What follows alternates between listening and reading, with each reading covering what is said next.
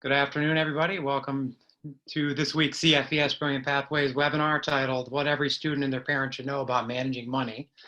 Very excited about this week's guest. Yanely Espinal is Director of Educational Outreach at NextGen Personal Finance, also known as Miss Be Helpful to her 42,000 plus YouTube followers. You should check that out. It's very helpful.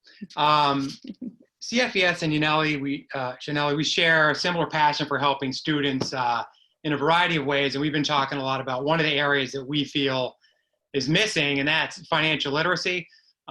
People talk about it. There's not a lot of curriculum for it. She's visited a number of our schools, Beekmantown, near Plattsburgh specifically, and that was incredibly helpful. So today we're going to let her talk about a number of issues, but also I think her story is particularly helpful. She, as a first-gen student growing up in New York City, attended Brown. And I'll let her talk a little bit more about that. Ran into a little bit of financial trouble there and how she got out of it. So I will turn it over to Yanely.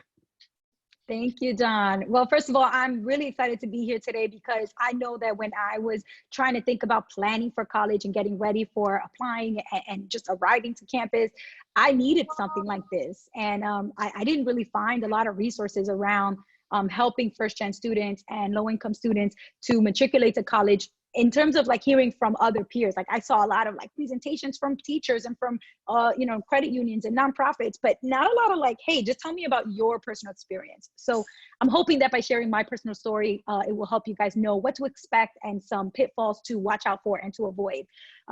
So yeah, like John said, I'm first generation. My parents are Dominican immigrants. They moved to New York City in the late 70s. And I was born in the late 80s in New York. And I just, I thought life was great. I didn't realize that, being low income, that it was different, that everybody else wasn't low income too. Like I just thought everybody lives like this. And there were a lot of people in my house. There were 8 brothers and sisters plus me. So there's 9 of us. And so my dad worked a lot, unforgiving jobs. And my mom was home taking care of all the kids because, childcare for 9 kids is not cheap. So it was probably cheaper for them to just keep my mom at home and take care of the kids than to try to produce enough income to pay for enough daycare for all the kids. So I was home a lot with my parents after school. I was reading a lot, writing a lot. My mom pushed us academically because she never let us forget. She would always remind us that her and my dad, they never got a chance to go beyond the 2nd or 3rd grade in school. When they were in elementary school, their parents had to pull them out because they needed them as labor on their farmland that they had in rural Dominican Republic. So they had to work the land, feed the animals, and produce, crops so that they could sell to make a living. And so because of that, they never got to go past 2nd or 3rd grade. And it made me so sad to hear their stories, right? Like where they couldn't go outside and play. They didn't have recess. They couldn't, learn math, multiplication, division. Like it's insane to me to think that was their childhood, because for me, I got to do the typical go to school and learn and then go outside and play and jump rope. And so I always kind of took that to heart, that like I have to take advantage and feel lucky to have this opportunity to go to school and to play with my friends, because some kids around the world are working right now and not, having a typical childhood. So all of that to say, I talked about the adversity that my family faced on my college essay. I worked really hard to get a good SAT score and all that kind of stuff that I needed to be able to go to a great school, because I knew in the back of my mind, my teachers were telling me that, if you go to a really prestigious university, a lot of those institutions have tons of funding for kids that come from a similar background. So if you don't have a lot of money to pay for school, sometimes it can be cheap to either stay in your state, go to a local college and get a lot of state funding, or go the opposite route and go to a really prestigious school and have them give you a scholarship. So that was the route that I took. And I had the support of my teachers and counselors. So they helped me to apply to really great schools. And then I got a scholarship that was partially academic and partially need-based. So that meant that, because my family was low income, we qualified to get a full scholarship to Brown, which was amazing. I mean, it changed my life. I don't think I would be I know that I wouldn't be the person that I am today if I didn't go to that university and meet people from all over the world and really challenge myself socially. I improved my vocabulary, I improved my confidence and communication skills, and honestly, just my ability to be aware that the world is so much bigger than the 3 to 5 block radius around my mom's house. And that really opened my eyes to what I could do beyond college. So John, I don't know if you want me to talk about my mistakes with money or if you want to ask me questions to lead to that. Yeah, no, I think that's a great lead in. I think it's interesting. I mean, you travel all across the country and you see students in rural, urban settings, and Yeah. we've talked about some of the similar things that you see students struggling with. So if we start, let's start with, you're talking to a high school student who's thinking of going to college and how they can best save. We've talked about 529 college savings plans, and what's the best way they can prepare before they start, actually applying.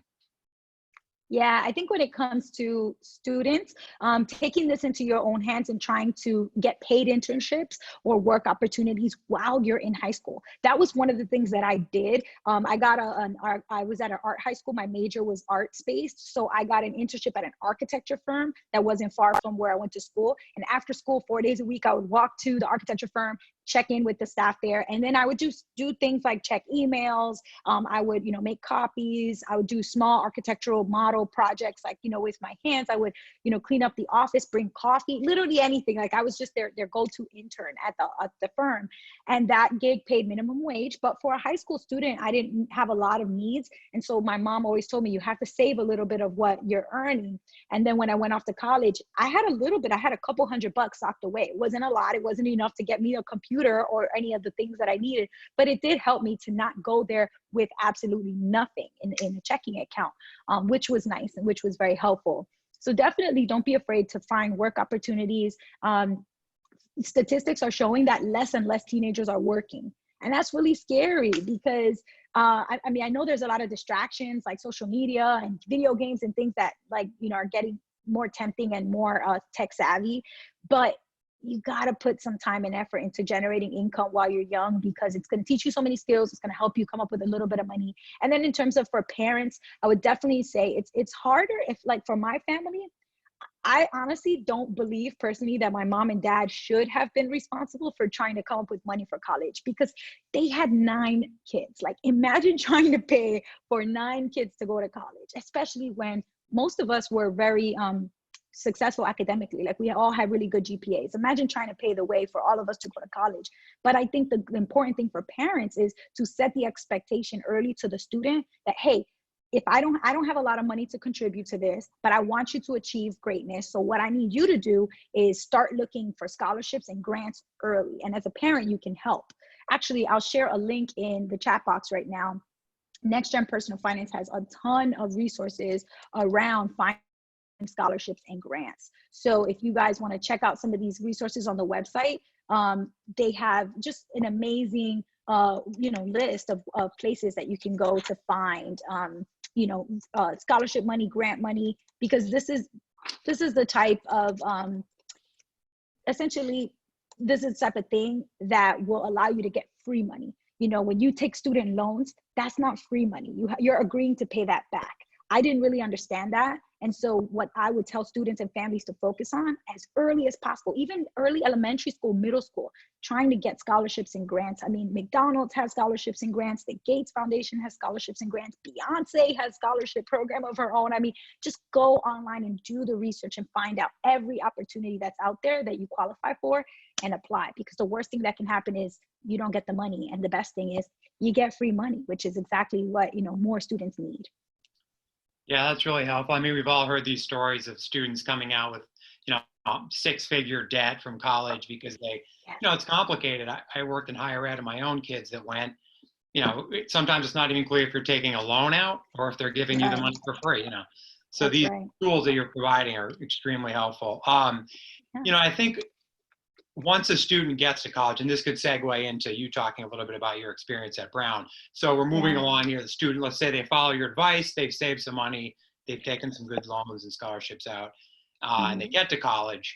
And then you had run into some issues there, and I'll let you talk about that because I think it's really interesting. But we talk with students a lot who, they get they're there a semester, and in the middle of the third semester, say they're a couple $100 short from being able to eat, do anything. They just need some bridge money to get them through, minimal amount, but it's just hard to get it to them, and they don't know where to go, and they drop out. I mean, the dropout rate's it's over 40% now, and I think that finances are a huge piece of that. So I'd love it if you talk about your time at Brown, and then maybe how to make a bridge loan or what a student can do to get them through.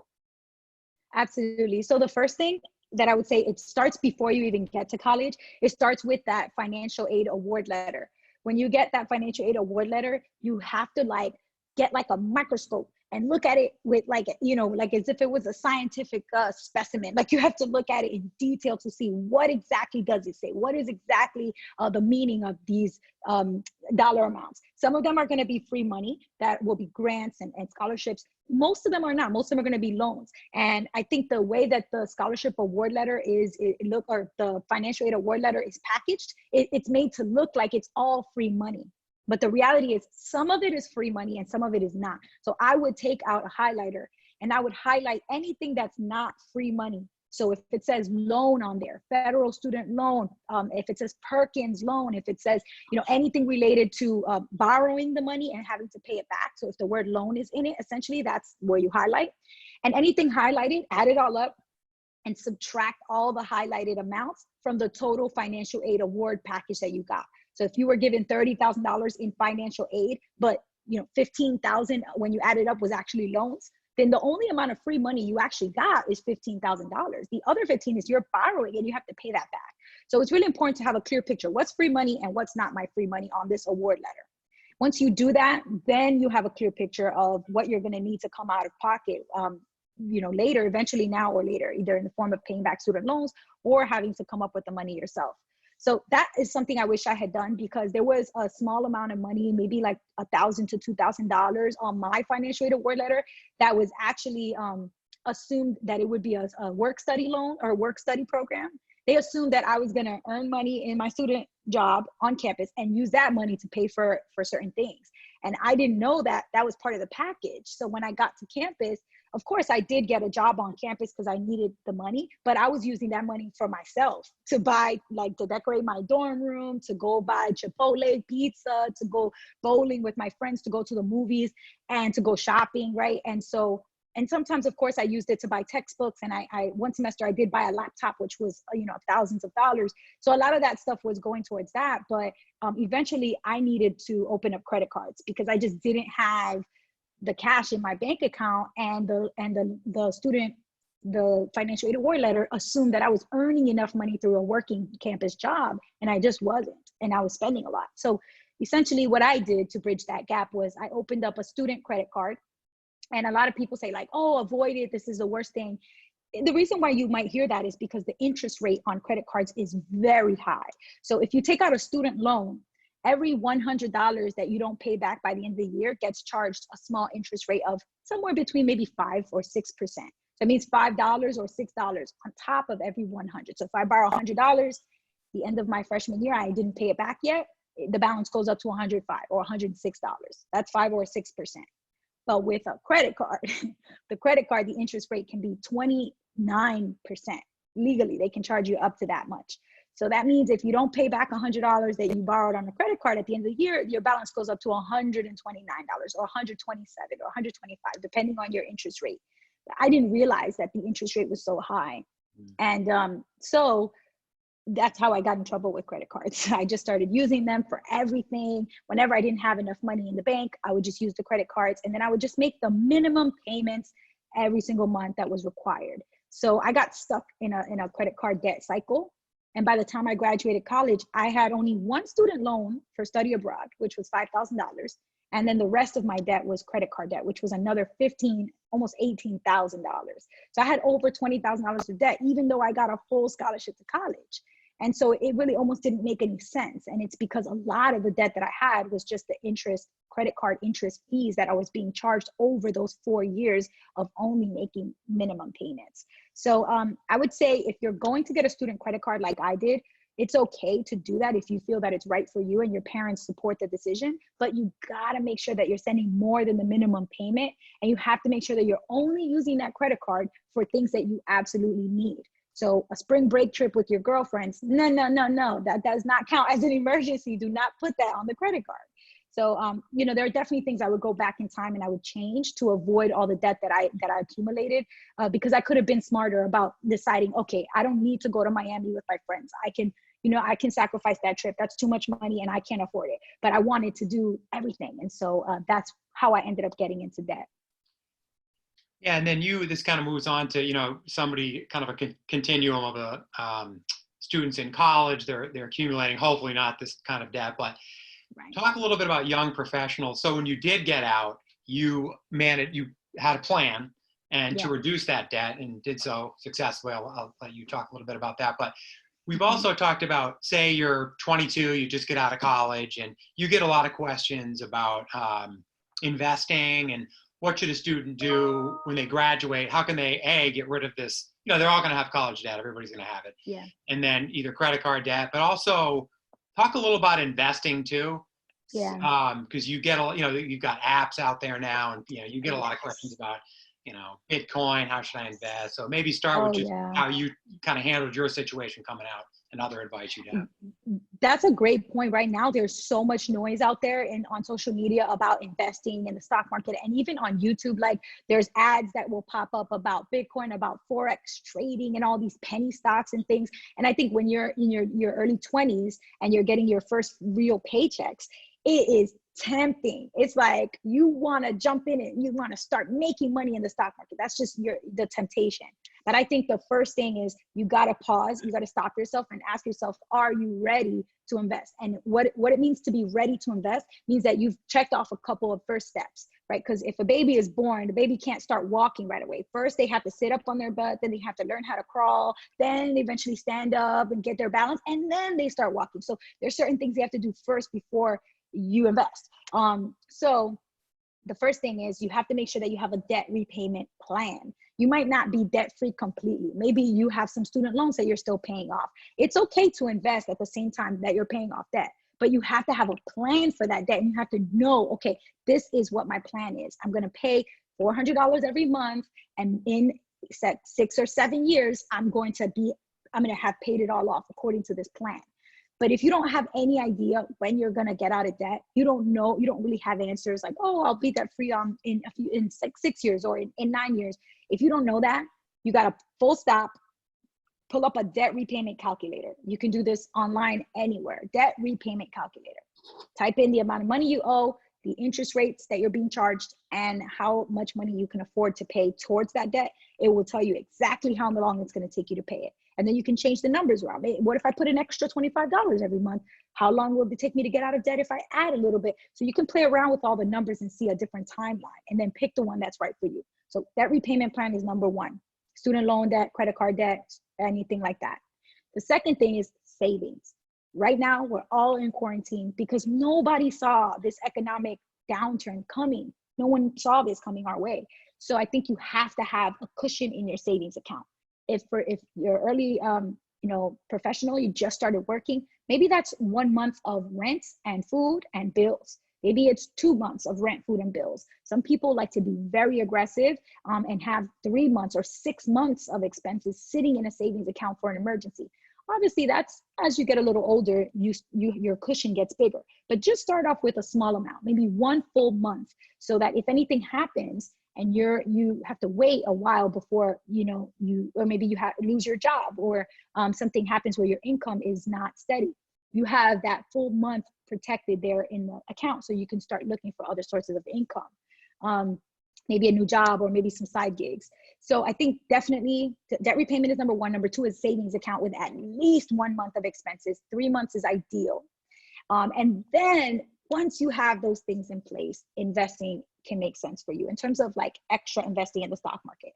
The one asterisk that I will say that is the exception to this rule is if your first job offers you a 401k or a 403b.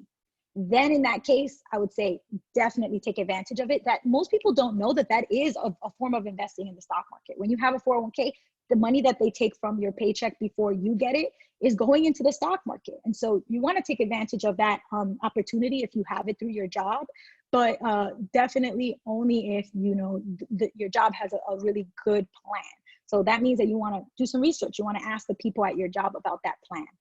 Find out if there's fees, find out, what the details are. If your company gives you a match, that's great. A match means they give you free money on top of the money that you put in, they will match it. So once you find out all the details about your plan, that is a great thing to take advantage of. But for a while, the only investing I was doing was my 403b as a teacher. And then after I had my savings account stacked up and my debt repayment plan was in good shape, then I opened up a new investment account at a brokerage firm and started investing more on top of all of that. But I think there's levels. And so you want to follow the steps in the right order to make sure that you don't invest too soon. Because if an economic downturn happens and you don't have any savings, you're going to be tempted to dip into your investments. And that's the worst time to take money out of your investments, is when the market is not doing well. Yeah. So when you talk, you talk a lot about timing. That's what you're talking. Just when, especially for a young person, how much they have coming in and the timing of doing those things. We talked. I think it's pretty fascinating when you talk about the importance of building credit. So it sounds like, everybody knows that, right? You should have good credit, but a lot of young people don't realize the importance of how much money it could save you over a lifetime. I mean, there's numbers out there where if your credit's good and you get lower interest rates, you're going to be saving, hundreds of thousands of dollars potentially. Talk about building credit, and even like my daughter has a son has a repayment plan for college, and they wanted to pay X amount. Well, he called and said, "Hey, look, my job isn't paying that much right now," and they let him pay $25 a month. Now, ideally, he'd like to pay more, but it builds his credit. So, talk a little bit about that, if you would, just the importance of that. Absolutely. I'm actually going to share a link to an image. So as I talk, if you guys want to pull this up and refer to it, your credit score is exactly like a grade that you might get in school. So if you're in school and your teacher says to you, in order to get an A, you have to participate in class. That's 30% of your grade. You have to take the final exam and the midterm exam. That is 35% of your grade. You have to show up, attendance. You have to be here in class. That's 15%. Okay, so you sort of add up those percentages and you see, oh, wow, this is how I can get 100%. This is how I can get an A+. I have to do all of these things. And the exact same rule applies to your credit score. There's 5 things that you have to do, and they're each worth a certain percentage of your grade.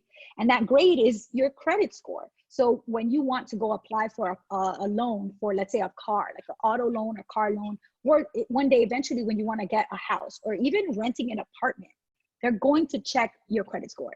Honestly, they check your credit score in most cases and people don't realize it. Like when you go to open up your cell phone plan for the first time, if you want to put your cell phone plan in your own name, they're asking you for your social security number. Anytime someone asks you for your social security number, it's likely because they're going to check your credit. So you want to make sure you don't give out your social security number to anyone unless you're filling out an application that you want to apply for. Applying for a credit card, any of these things where you're asking for access to money or credit, they're going to check your credit score. And if your credit score is very bad, if it's so bad, like you're straight up failing at credit, you won't get approved for a lot of these things. So you won't be able to get an apartment. You won't be able to get a car, right? These are things that we need in life. So you got to make sure your credit is at least in okay and fair or good standing. Now, if your credit score is okay, like if you're getting C- or C+, but you're not an A or a B student. So if your credit is fair, then you're going to get a really high interest rate, which means that if you don't pay your payments in full every month, the interest that you pay is going to be through the roof. It's going to be you're going to be paying a lot of fees. But if you have good credit or excellent credit, then the fees will be very low. They'll give you a very low interest rate. So what that means is me and my best friend could both get the exact same car. But at the end of 6 years, when we finish making all of our payments for that car, I will have paid, let's say, $36,000 for that car. And even though she has the same exact car, she only paid maybe $19,000 because the interest fees that I paid were significantly higher because I had bad credit versus her interest fees on the same car were much lower because she had good credit. So that's what it is. And when I talk to high school students, I always tell them, and college kids, like I say, like imagine you were going to the store to buy a pair of sneakers and you and your best friend took the same sneakers, same color, same size, same brand, and you went to pay for your sneakers and they said your sneakers cost $120. So you paid them the $120, and then your friend comes to buy the exact same pair of sneakers and they say your sneakers are $80. You would flip out. You would go to the merchant and be like, excuse me, how are you charging the same pair of sneakers $80? I just paid $120. That is not fair. But that's exactly what's happening every day. People pay more for the same house as their neighbor. People pay more for the same car as their friends and family members. People pay more to use credit cards to buy things for the, all the things that we use money that we need loans to be able to access. So that's why it's very important that you have a good credit score so that your interest rates that you get are very low and it saves you money over time. And then in short, the best way to get a good credit score is to follow those 5 rules, which is how you get a good grade, right? You have to make all your payments on time, can never make a late payment. You have to make sure that you have open credit. So you have to get something, a student loan or a credit card, something early on so that you establish a credit score. And then you got to make sure that you have a mix of accounts and that, you don't spend too much on credit. So that was my big mistake. My credit spending on credit cards was very high. And the rule is that you're supposed to keep it under, 20% or something of your limit. So if you have $1,000 on a credit card, it doesn't mean you should go spend $1,000 on that credit card. You have to pretend that there's only $100 or $200 on that card, and that's the most you should ever spend on it. So those are easy ways to sort of, build credit early and maintain a good credit score.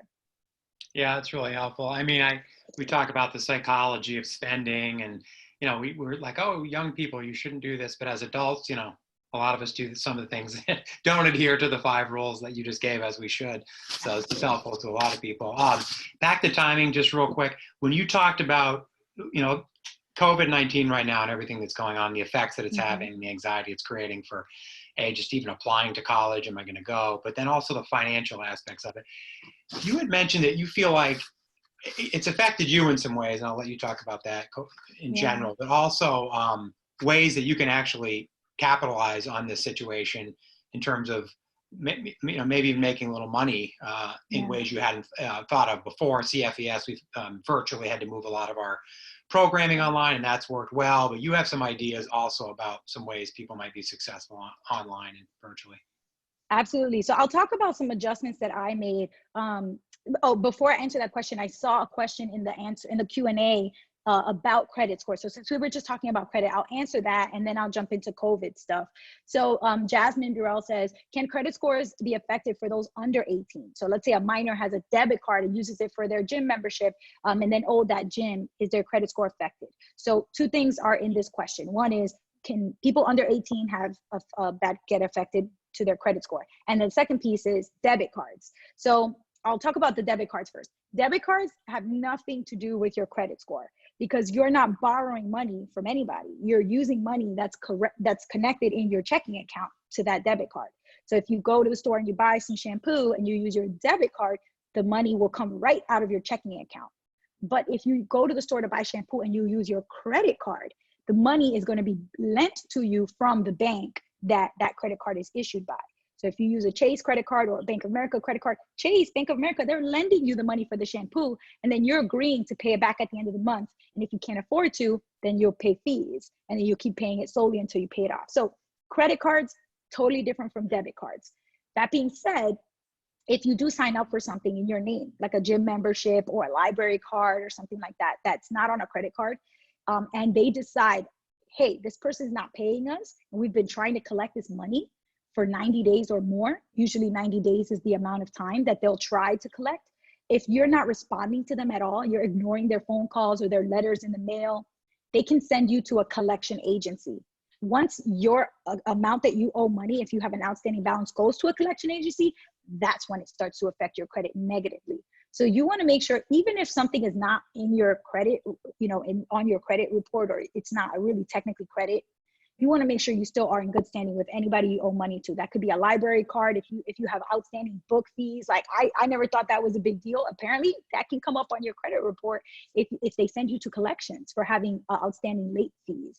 And also gym memberships, cell phone plans, all these kinds of things. So you want to definitely make sure that you pay off anything that's in your name. And if you can't afford to, when they call you, when they write you letters, be proactive. Tell them, hey, I don't have the money right now. Can we set up a payment plan?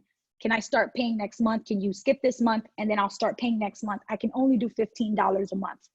They will be glad to help you with that because it means that they're getting some money instead of getting zero money from you. They want something. So if you can offer 10, offer 15, that's a good start. That's called setting up a payment plan. And you can definitely do that with anybody you owe money to.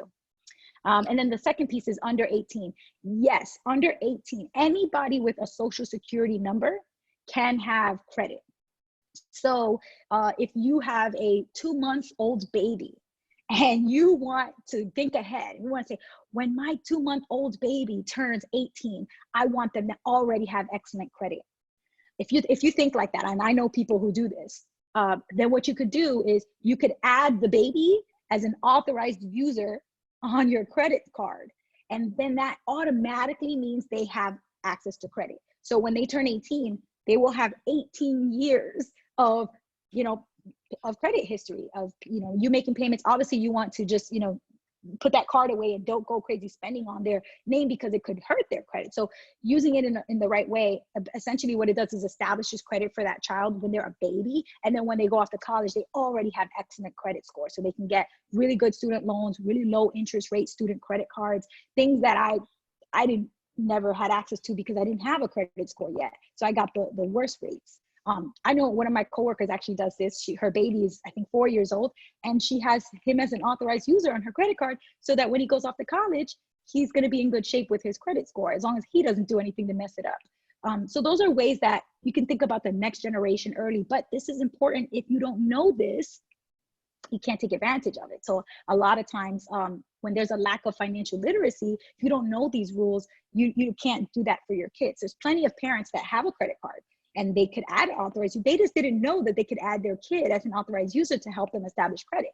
So in order to take advantage of these sort of like hacks, you got to know about them. So that's one way. And then the last thing I'll say about this is 25%.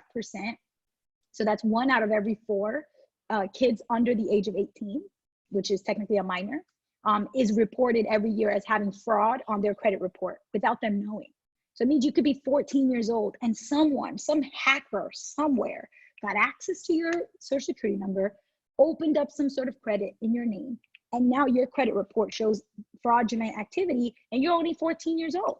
So this is happening 1 out of every 4 teens that under 18. So you want to definitely, know that even if your kid's under 18, you should at least try to check and make sure that their credit is healthy. And you can check credit for anybody for free right now with all of the credit agencies, Experian, Equifax, and TransUnion. You can just go to their websites and you can check your credit report every single week for free. Because of coronavirus, they just changed the regulation. It used to be once a year, and now it's once a week. You can check it every week. So take advantage and check your kids' credit reports, check yours, and make sure that there's nothing that's wrong or fishy going on there. Okay, John, you asked me about COVID. Okay, so a couple of things I would say. So one thing that I definitely changed in my own habits was I cut my budget down to what I call bare bones budget. Bare bones means there's no meat, okay, no fun. Like I'm not going shopping, I'm not getting takeout. Like I had to get really serious about, okay, right now a lot of people are struggling and I need to figure out my savings, make sure my savings is right. If I were to lose my job tomorrow, do I have enough money to continue to pay my bills and my rent, at least for a month or two while I figure it out? That was my main concern. And thank goodness I've been, a saver ever since I paid off all my credit card debt. I saved a lot of money, so I'm okay with the savings, but I still kind of, had to make sure that I cut down my budget and cut out anything unnecessary. And then the second thing is I started to think about online ways to make money, which is what John was alluding to. He's like, what are creative ways you can get online and make some money? So one easy way is, video content. And if you know anything about online video or imaging, social media, like people are paying lots of money right now because everybody's on the internet. And a lot of companies, they need help. And a lot of entrepreneurs, they need help with their social media strategy. I, for example, need help because I was posting videos to my YouTube channel. And now I want to post more videos, but it takes a long time to edit those videos. So if I know someone who can edit my videos, I'm willing to pay them a percentage of what I earn on YouTube, give it to them to edit my next YouTube video so that I can save time and do other things with my time. So I think anything online, media related, photos, social media, video, if you're good at those kinds of things, or if you're interested in learning for free on YouTube, how to edit videos and how to do that kind of stuff, great, opportunity there. And then also tutoring online. Think about it. There's so many kids stuck at home right now and their parents have to teach them, have to be working and teaching them. If you could offer to read with them or to do vocabulary or just to do addition and subtraction with the kid once or twice a week over Zoom, that would be a huge help to parents, and they would be willing to pay you a tutoring rate, which obviously varies depending where you live, but it's a great way to make extra money. So I definitely think that, you know, as a teenager right now, if I was experiencing this situation, I would take advantage of the extra time. Obviously focus on my schoolwork, get on my Google Classroom, take care of my work. But whenever between, you know, when I'm done with Google Classroom and before I go to have my dinner and go to bed, those hours I would take advantage and get online and take a look at, you know, listings for help for all kinds of work. There's lots of different sites you can go to find out what help people need. So yeah, definitely get creative with the internet in ways that you can try to make money. Yeah, no, it's really helpful. I mean, just at our CFES schools alone, the need for online tutoring, mentoring support is huge. So I'm sure, you know, nationwide it's got to be unparalleled. We should wrap up pretty soon, but I want to a couple other quick questions, and I'm going to encourage people to go to your YouTube channel, Miss Be Helpful. It's got a lot. It covers everything. It's great. One of them, how to save half your income, which is something I'd love to learn how to do at some point. That'd be impressive. And that is somebody actually did ask that. Is that how would one do that? Yeah, I think it is extreme sacrifice. And for me, the extreme sacrifice in my mind, it was temporary sacrifice. So that helped me to just in my mind, I knew that I wasn't going to do this forever, that I was just doing this until I hit my big goal. And then after that, I could lighten up a little bit and live a little more. So, you know, when you come out of college, there's a lot of social scene temptations happening, right? Everybody wants to go out dancing. They want to go to parties. They want to go to the movies. They want to go to concerts. They want to go to, you know, Yankees games if you're in New York like me. And it's tempting. You want to go out all the time, go to brunch with your friends. And that ends up costing you a lot of money because there's always food involved that you got to pay for, Uber or the train. You know, there's transportation to and from, you're tipping people. So you say to yourself, I'm only going to spend $30 tonight. Then you end up spending $85. So it's better if when you're really in a rut, if you're really just trying to be aggressive with your financial goals, that you just cut out almost all fun and just give yourself a small fun budget. So for me, my fun budget was $20 a month. And that is nothing, okay? That's $5 a week.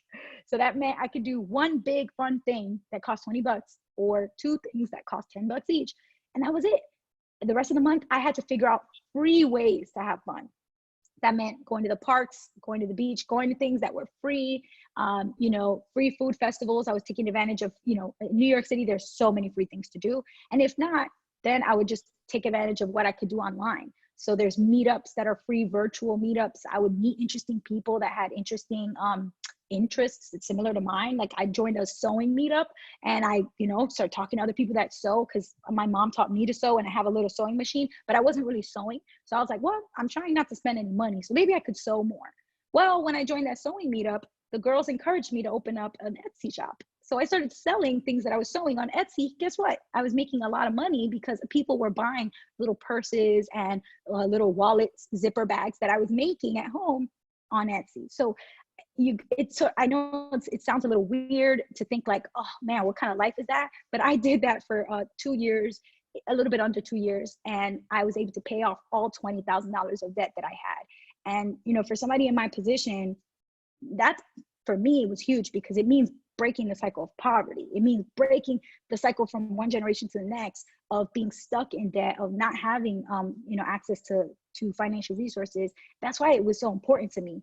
So yeah, I mean, I think that in order to save half of your income, you have to make certain sacrifices. No, you cannot go buying name brand clothes. You can't have Gucci slides. You can't have Supreme hats or backpacks. And it's going to suck a little bit at first because other people have it. And what a bummer that your friend, you know, everyone's on Instagram and Snapchat posting all these things. And you have to miss out a little bit so that later you can do whatever you want because you won't have money problems after you handle all of the savings and debt goals that you have early on. So if I could go back in time, I would actually be more aggressive in my early 20s. And I had a roommate for 6 or 7 months. I actually lived with my parents. And those 6 or 7 months, every paycheck, I was just saving it because thank goodness they weren't charging me any rent. I was helping them with groceries here and there and with electric bill, but I wasn't paying rent. Then once I saved enough money, I had 2 roommates. So I lived in a 3-bedroom apartment. There were a lot of people that I knew that had their own apartment. And I wanted my own apartment too, but I had to sacrifice, and I had to have 2 roommates until I had my debt paid. So it just, yeah, it means you might not be able to get a car right away. Maybe you have to take the bus or the train to work, and that's annoying. But hey, use that hour commute to listen to a podcast or to read, and just constantly teach yourself things that are going to make you better, especially things about money or things about creative ways to generate money. Personal development, I just generally like to learn about better routines and habits that I could do that make me a better person, whether that's, my bedtime routine, my morning routine, my organization hacks, money hacks, things like that, to kind of just keep me always learning, always growing, and always getting better. Mm-hmm. Yeah, that's really helpful. It's probably a good place to wrap it up. We appreciate, that covered a lot of ground, and I think if you have any resources that you think people should go to check out, I know you shared a few earlier. I know you have a big live event tonight, so I'll let you on that. We'll share that link, because students that tune in can get $500 scholarships. You were saying, you're going to pick students to get some scholarship money, I understand. So we'll share that, and then look forward to you working with other schools, CFES schools in the future. Thanks.